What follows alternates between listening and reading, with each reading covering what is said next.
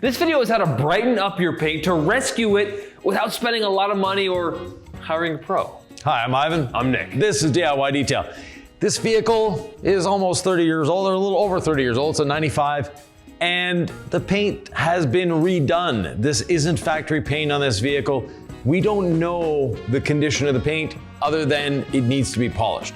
But when you're not dealing with factory paint, you don't know the thickness of every layer that's there.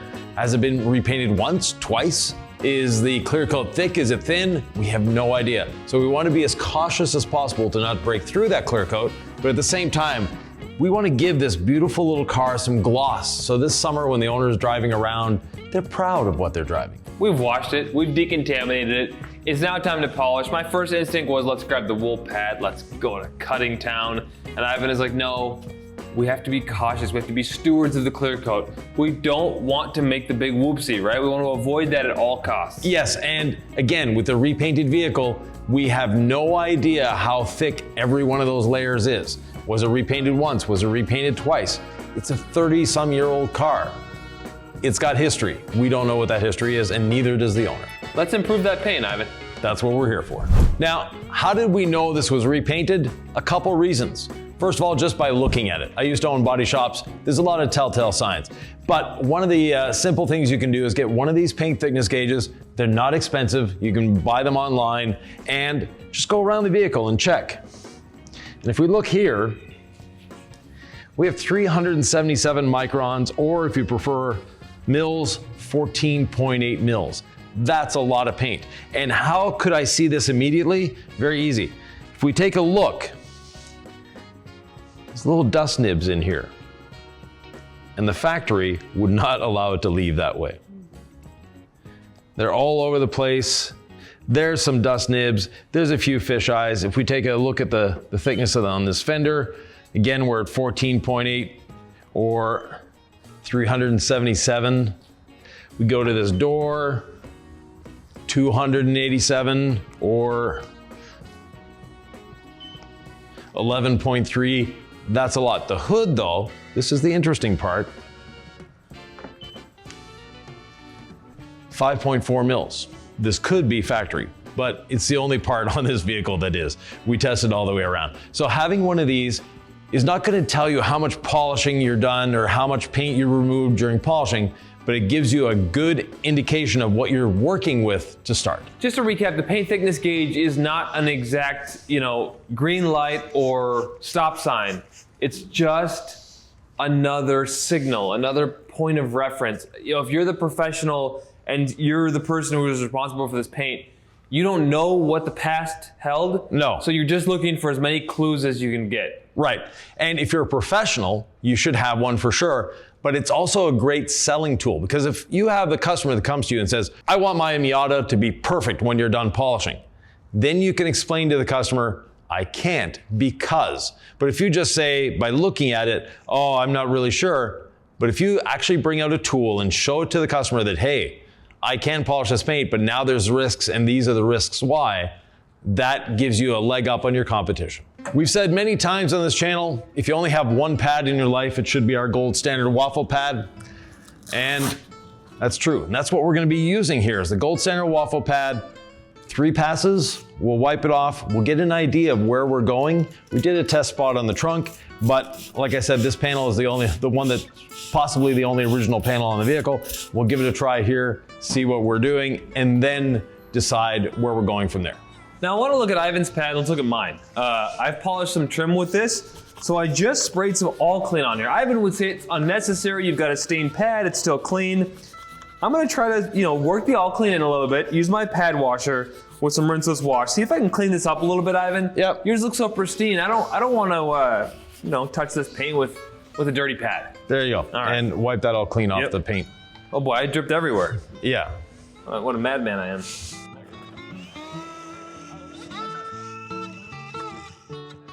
So your pad cleaned up nicely, Nick? I would say about 80% better, right? Yeah, that's fine. Perfect. And your pad, as long as you don't touch trim again, which we will touch trim because we're gonna go around here, but if you didn't touch trim again, as you use it, it will actually clean itself.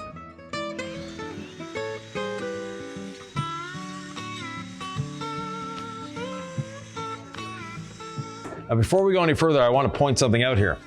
At some point in this vehicle's life, someone did a test spot here, a hard test spot with a tape line.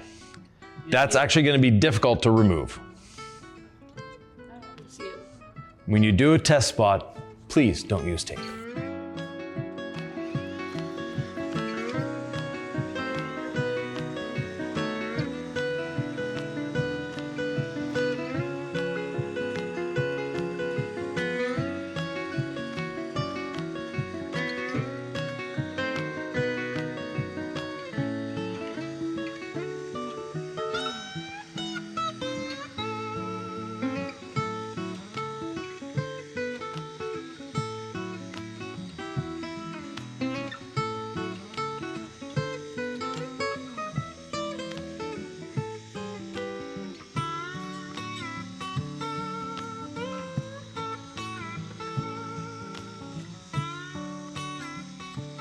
Now, I haven't put anything on the paint. I didn't use Envy because I wanted to see the condition of the paint before doing that.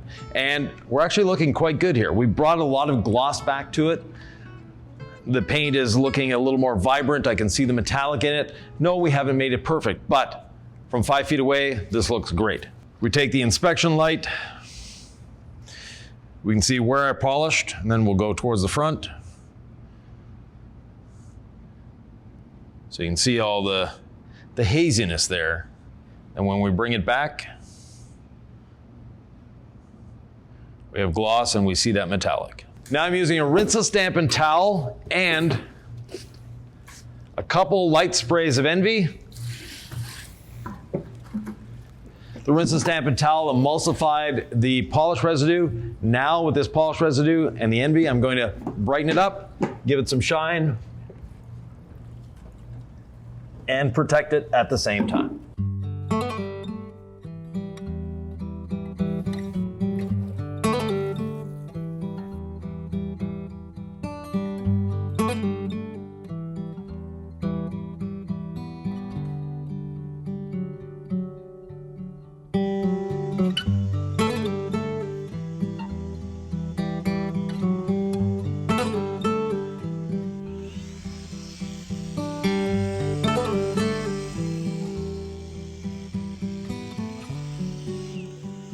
So when polishing, I missed a spot. That spot was the whole door. I did that on purpose just to show you the difference between what's been polished and what hasn't been polished.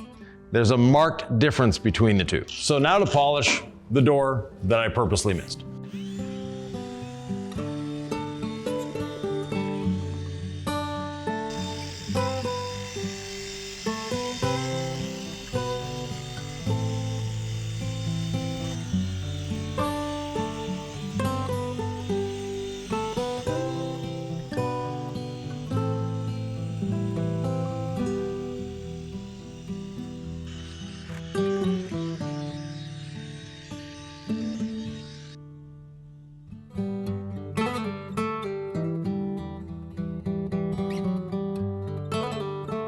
So if you remember what it looked like before, now take a look.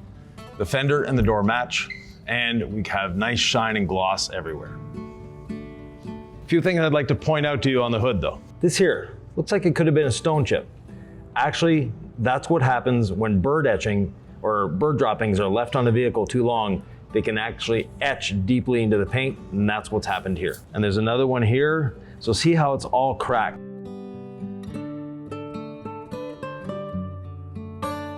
But that goes to show you what a bird etching or a bird dropping left on a vehicle too long can do if it's unprotected. Ivan, I'm wiping off my Envy over here, but you said too long. What is too long for a bird dropping? A couple days to a week. It doesn't take long, especially on an unprotected paint. If this had a ceramic coating on it, that wouldn't be an issue. But this obviously didn't have a ceramic coating, so that's what a bird dropping can do. And there's another one here, and there's no way fixing that. Polishing is not going to remove that. The white that we see is actually the primer below.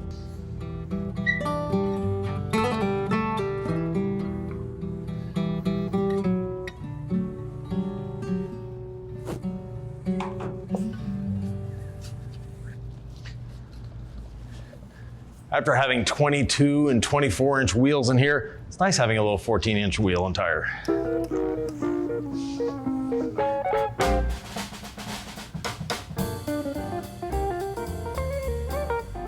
Very easy to get around here with the brush, making sure we're not getting any on the wheel, just on the tire.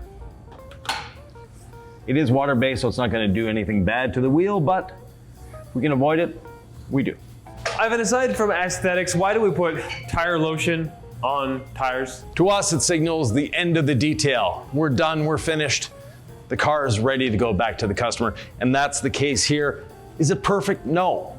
Was it a candidate to be perfect? No.